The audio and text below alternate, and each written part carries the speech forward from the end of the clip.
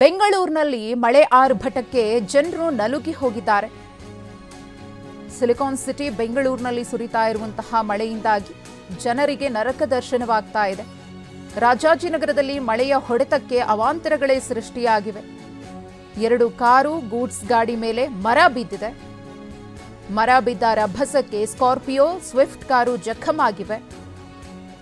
ಇನ್ನು ವಾಹನಗಳ ಮೇಲೆ ವಿದ್ಯುತ್ ಕಂಬಗಳು ಕೂಡ ಬಿದ್ದಿವೆ. ಮಳೆಗೆ ರಸ್ತೆಗೆ ಅಡ್ಡಲಾಗಿ ವಿದ್ಯುತ್ ಕಂಬಗಳು ಬಿದ್ದಿವೆ.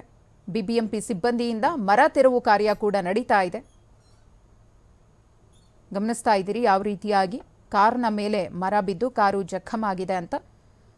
ಒಂದೇ ಮಳೆಗೆ ಬೆಂಗಳೂರು ಸಂಪೂರ್ಣವಾಗಿ ತತ್ತರಿಸಿ ಹೋಗಿದೆ. ಅಲ್ಲಲ್ಲಿ ವಿದ್ಯುತ್ ಕಂಬಗಳು ಧರೆಗುರುಳಿದ್ರೆ, ಮರಗಳು ಧರಾಶಾಹಿಯಾಗಿವೆ.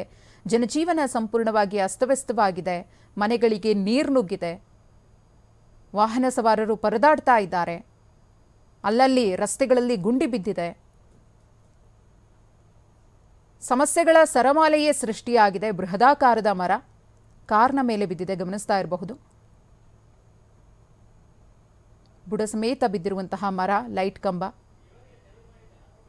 ತೆರವು ಮಾಡುವಂತಹ ಕೆಲಸವನ್ನ ಕೂಡ ಬಿಬಿಎಂಪಿ ಸಿಬ್ಬಂದಿ ಮಾಡ್ತಿದ್ದಾರೆ.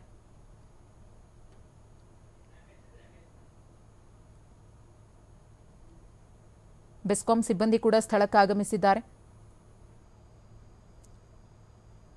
ಬೆಂಗಳೂರಿನ ಬಹುತೇಕ ಭಾಗಗಳಲ್ಲಿ ಇವತ್ತು ಬೆಳಗ್ಗೆಯಿಂದಲೂ ಕೂಡ ಮಳೆ ಆಗ್ತಾ ಇದೆ. ಒಂದಷ್ಟು ಕಡೆ ತುಂತುರು ಮಳೆಯಾದರೆ ಇನ್ನೊಂದಷ್ಟು ಭಾಗಗಳಲ್ಲಿ ಧಾರಾಕಾರವಾಗಿ ರಸ್ತೆಯಲ್ಲಿ ನೀರು ಹೊಳೆಯಂತೆ ಹರಿಯುವ ಮಾದರಿಯಲ್ಲಿ ಮಳೆಯಾಗಿದೆ. ಸಾರ್ವಜನಿಕ ಆಸ್ತಿಪಾಸ್ತಿಗೂ ಕೂಡ ನಷ್ಟ ಉಂಟಾಗಿದೆ. ಕಾರು, ಬೈಕು ಜಖಮಾಗಿವೆ. ಮನೆಗಳ ಮೇಲೂ ಕೂಡ ಮರದ ಕೊಂಬೆಗಳು ಬಿದ್ದಿವೆ, ಗಮನಿಸ್ತಾ ಇದ್ದೀರಿ. ಇದರಿಂದ ಮನೆಗಳಿಗೂ ಕೂಡ ಸಹಜವಾಗಿಯೇ ಡ್ಯಾಮೇಜ್ ಆಗುತ್ತೆ.